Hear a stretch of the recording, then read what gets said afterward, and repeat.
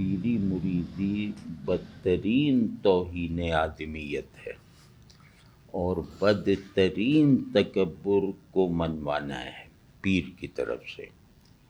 اور سلف جو تھے جن سے تصوف پیدا ہوا ہے وہ پیر و مرید نہیں تھے. حضرت جنید نہ کسی پیر تھے نہ مرید، مطلب موجودہ معنی میں بالکل وہ لوگ استاد شاگرد ہوا کرتے تھے. تو ان کے یہاں اس طرح کی چیزیں نہیں تھیں. تصوف اپنی بنیاد میں دوام ذکر، زہد اور خدمت خلق کا نام تھا.